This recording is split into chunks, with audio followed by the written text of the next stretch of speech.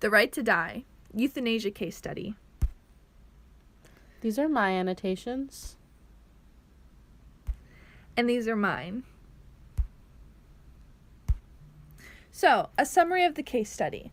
The article covered the controversy around euthanasia and assisted suicide, cases that supported each argument as well as reasons were provided. Each case had different specifics and had certain situations that made it especially hard to decide whether if euthanasia is a right path and whether or not we stand for it or against it. When it comes to medically assisted suicide, you have to take in not only medical and moral aspects, but also the legality of it. Is it going against our given rights to be denied this, or is it against laws protecting the life of a person, making it not okay to assist in suicide? This article brings up many points supporting both sides of the argument.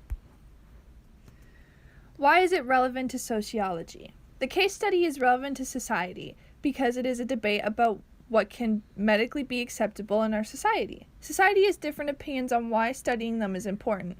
Euthanasia has been a debate for a while, and studying the debate allows researchers to understand how society acts towards certain topics, situations, and shows what people in the society have in common depending on what opinion they side with. We feel that depending on surroundings and social groups, someone's opinion on euthanasia and assisted suicide may change. They are definitely both important factors. How a sociological theory relates to the case study. Marxists believe that the economic system has a harsh division between the poor and wealthy. In addition to this, they believe that many social institutions uphold this disproportionate division of wealth. Institutions like schools, law enforcement, and hospitals. In the case of medical-assisted suicide, the debate of the right to die is clearly a debate for the rich. People of lower class do not have the luxury to prolong life like this due to medical bills and other financial responsibilities they need to uphold. On the other hand, if a wealthy person decides that they want to prolong life of a terminally ill loved one, they can because they don't have the financial burden. The lower class does not have the money to keep a loved one in the hospital, so even if they wanted to, they most likely couldn't. If we take this debate outside of our first world country society, we see that other countries do not have the ability to even admit loved ones in hospitals. If euthanasia became an option, it would leave the possibility to hospitals to insist or advise the unnecessary prolonging of patients' life to collect more money from the family, even when it is clearly the better decision to turn to assisted suicide. The New York Times article, The Right to Die. Dying with dignity raises tricky ethical questions. Summary. The New York Times article called The Right to Die covers the topic of euthanasia and assisted suicide. They talk about how few countries allow it and that America only has some states that allow it.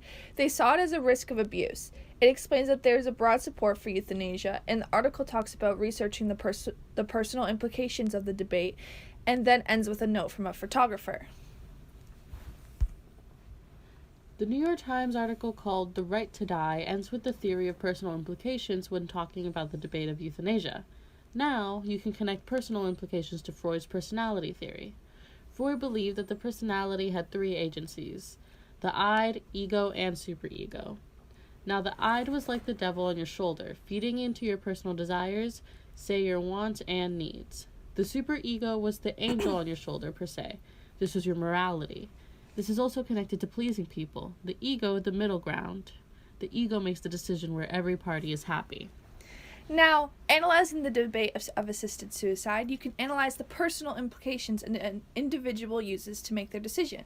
You can see which agency is active. The id, personal desires, would mean that the personal implications are definitely implemented. The individual has selfish or moral reasoning to their decision. It benefits them. The ego means that there are some personal implications, but also pleasing others with the decision too. Finding a middle ground. The superego, meaning the individual is selfless, has no personal implications involved. And they are doing this to benefit others, not themselves. Researching whether the individual has their id, ego, or superego will provide a huge amount of insight into how our society behaves when it comes to topics like this.